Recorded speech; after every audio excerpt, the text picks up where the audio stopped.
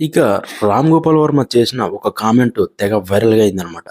ఇక 'రామ్ గోపాల్ వర్మ' దర్శకత్వంలో 'జేడీ చక్రవర్తి', 'మనోజ్ బాజ్‌పేయి' కీలక పాత్రలో నటించిన చిత్రం 'సత్య' 27 ఏళ్ల క్రితం విడుదలైన ఈ చిత్రం ఘన విజయాన్ని సొంతం చేసుకుంది. తాజాగా ఈ సినిమాపై 'రామ్ గోపాల్ వర్మ' ఎమోషనల్ పోస్ట్ పెట్టారు.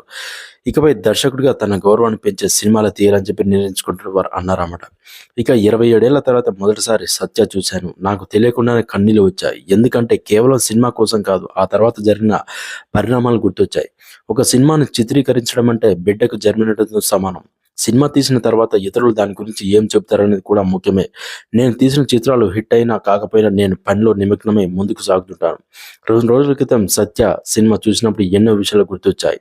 తాజాగా ఈ సినిమా చూసిన తర్వాత నేను ఈ చిత్రాన్ని బెంచ్ మార్క్‌గా ఎందుకు పెట్టుకోలేదు అనిపించింది. అలాగే ఈ చిత్రంలోని భావోద్వేగం వల్ల నాకు కన్నీళ్లు రాలేదు. ఇంత గొప్ప జానర్ సినిమా నేనే తీశానా అనే ఆనందం వచ్చాయని చెప్పి అర్థమైంది. 'సత్య' లాంటి గొప్ప సినిమా చూసి నాపై ఎంతోమంది పెట్టుకున్న నమ్మకాన్ని నేను నిలబెట్టుకోలేకపోయానని అపరాధ భావంతో నాకు కన్నీళ్లు వచ్చాయని చెప్పన్నారు. ఇక నేను తాగుబోతునయ్యా. మద్యంతోనే కాదు, సినిమా ఇచ్చిన విజయం, అహంకారంతో నా కళ్ళు నెత్తికెక్కాయి. 'సత్య' గొప్పతనం 2 రోజుల ముందు దాన్ని మరోసారి చూసేంత వరకు అర్థం కాలేదు. 'రంగీలా', 'సత్య' లాంటి చిత్రాలు ఇచ్చిన తెలుగులో నా కళ్ళు మూసుకుపోయాయి. దీంతో నా ఇష్టం వచ్చినట్టు సినిమా తీశా.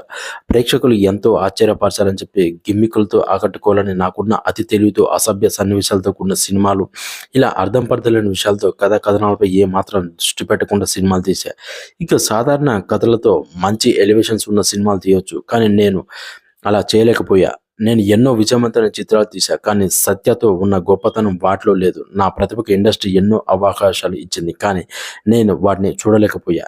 నేను ఇప్పటివరకు చేసిన వాటిని సరిదిద్దుకోలేదు. అందుకే నా కన్నీళ్లు తుడుచుకుంటూ 2 రోజుల క్రితం ఒక వాగ్దానం చేశారు 'రామ్ గోపాల్ వర్మ'.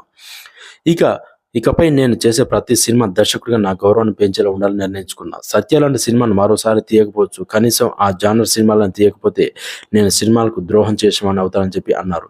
ఇక 'సత్య' తీసిన తర్వాత ఎన్నో ఎన్నో అవకాశాలు ఈ సినిమాలు చేశాను. అవి కూడా 'సత్య' అంత బాగుంటాయా అని నన్ను ఎవరూ అడగలేదు. కనీసం ఇలా నన్ను నేను కూడా ప్రశ్నించుకోలేకపోవడం దారుణం. ఏదైనా సినిమా తీయాలని నిర్ణయించుకుంటే ముందు 'సత్య'ని ఖచ్చితంగా చూడాలనే విషయాన్ని నిలబెట్టుకున్నాను.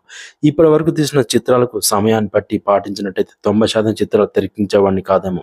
చివరగా ఒక ప్రతిజ్ఞ చేస్తున్నా. నా జీవితంలో ఇంకా సగభాగం మిగిలే ఉంది. దాన్ని గౌరవంగా పూర్తి చేయాలనుకుంటున్నాను. 'సత్య' లాంటి సినిమాలు తెరకెక్కించాలనుకుంటున్నాను.